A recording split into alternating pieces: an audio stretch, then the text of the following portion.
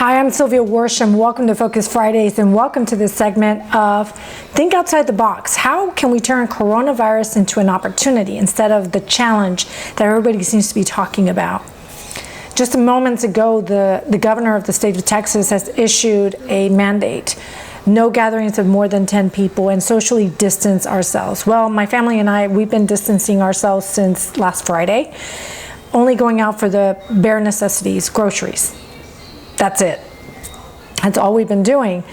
And in doing so, there's been some opportunities that in reflection now have been something that I have found to be opportunities and gifts that the coronavirus has given us.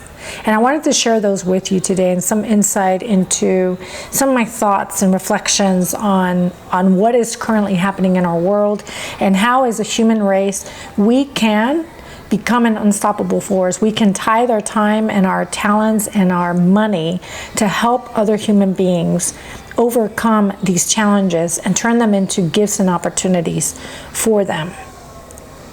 The other night, because we're socially distanced and we have TV and electronics around, we were watching the movie Life is Beautiful. And if you'll remember, Life is Beautiful is about a Jewish family where the father protects the son by creating this game throughout the whole years that they're in seclusion, and he tries to keep the connection with his son, and he keeps the connection even with his wife that is in the neighboring concentration camp. And there's so many lessons that the Holocaust experience teaches us in light and in lieu of what's happening in our world with coronavirus and this pandemic. So let's look at the lesson number one. The lesson number one is, in contrast to the Holocaust, we are being asked to stay together as a family in our homes. They were asked to pack a bag and in uncertain and feared times go and be separated from their family and their loved ones from the get-go. We're asked to be together.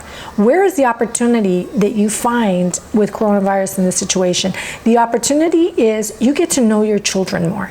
Because let's face it, we have lost the connection as human beings. We have been so focused on work and on go that relationships have gone by the wayside. And that includes our relationship with our children, with our spouses, with anyone that's close to us.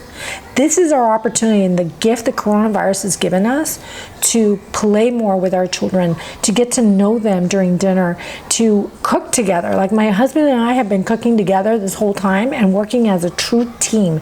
That's awesome. That is what marriage is all about, compromise and teamwork and love, ultimately.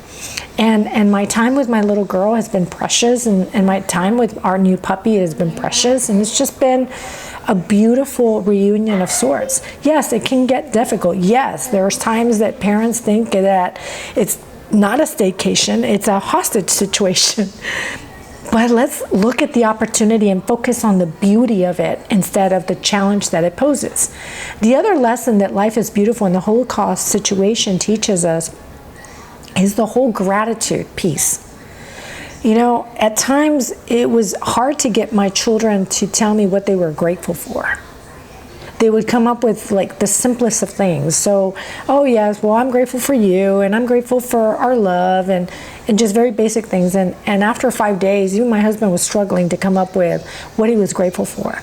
Well, now this coronavirus has kept us distant from community centers, from gyms, from restaurants, from our friends, from gatherings, from weddings, baptisms, all these things that fill our souls with gratitude.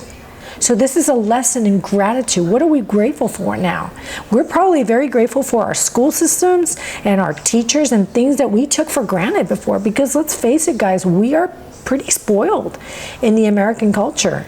We're really, really spoiled in terms of what we have and what we don't have. We have a lot to be grateful for, an enormous deal to be grateful for.